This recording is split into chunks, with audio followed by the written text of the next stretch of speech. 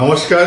আপনারা জানেন পাট ভারতবর্ষের একটি অন্যতম অর্থনৈতিক ফসল। পাটের তন্তু হলো একটি প্রাকৃতিক এবং বায়োডিগ্রেডেবল ফাইবার, যেটা পরিবেশ বান্ধব এবং পরিবেশ রক্ষায় খুবই কার্যকর। আমাদের এই আইসিআর ক্রাইজাপ সংস্থা ব্যারাকপুর পাটের উৎপাদন এবং গুণ কিভাবে বাড়ানো যায় তার জন্য নিরলস প্রচেষ্টা আমরা করে যাচ্ছি। পাটের উন্নত বীজ, বৈজ্ঞানিক পদ্ধতিতে চাষ, উন্নত পাটের পচন পদ্ধতি মানে রেটিং, পাট চাষের জন্য ছোট ছোট যন্ত্রাবলী কিভাবে চাষি ভাইদের কাছে পৌঁছানো যায়, তাই আমাদের উদ্দেশ্য। পুরো ভারতবর্ষে যদি 7 লক্ষ হেক্টর পাটের জমিতে চাষ হয়, তার কিন্তু 5 লক্ষ হেক্টর পশ্চিমবঙ্গেই অবস্থিত।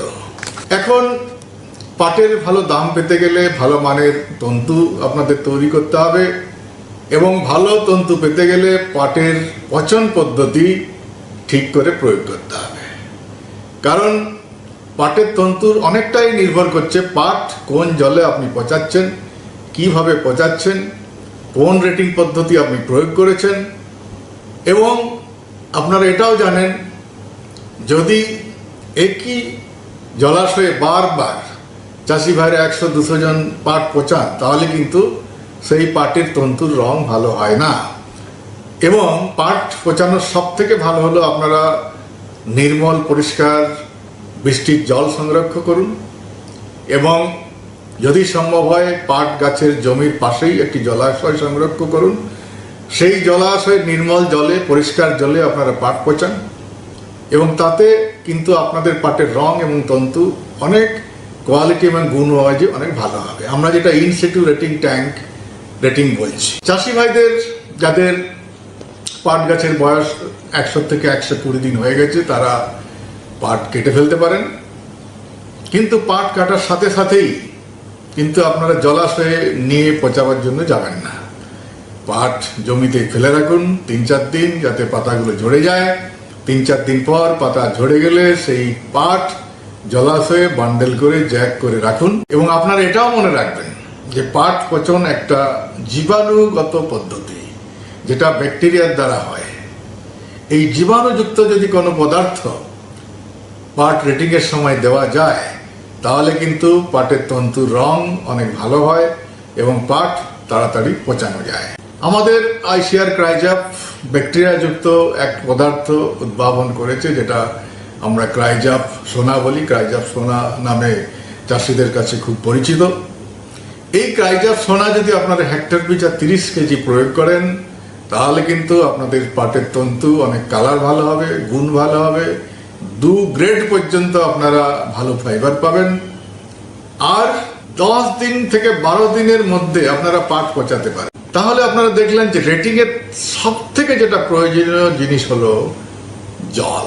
এবং কি রকম জলে আপনি পাট পচাচ্ছেন, স্বচ্ছ জল হবে এবং পরিষ্কার জল হবে।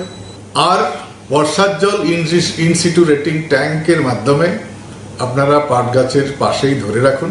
এবং এটাও মনে রাখবেন যে রেটিং করার পর যে জল আপনারা পাবেন, সেই জলে কিন্তু অনেক প্ল্যান্ট নিউট্রিয়েন্ট, উদ্ভিদের খাদ্য থাকে।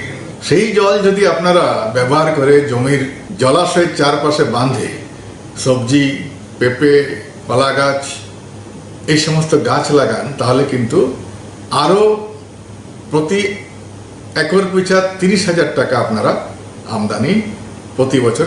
আপনারা জানেন এবছর এলনিনোর প্রভাবে রেটিংয়ের সময় মানে জুলাই আগস্টে যদি ড্রাই স্পেল আসে বা রেটিংয়ের জন্য পর্যাপ্ত জল না থাকে, তাহলে এই ছোট ছোট রেটিং ট্যাঙ্ক এতে জল সংরক্ষণ করে আপনারা ব্যবহার করে পাট পচাতে পারেন।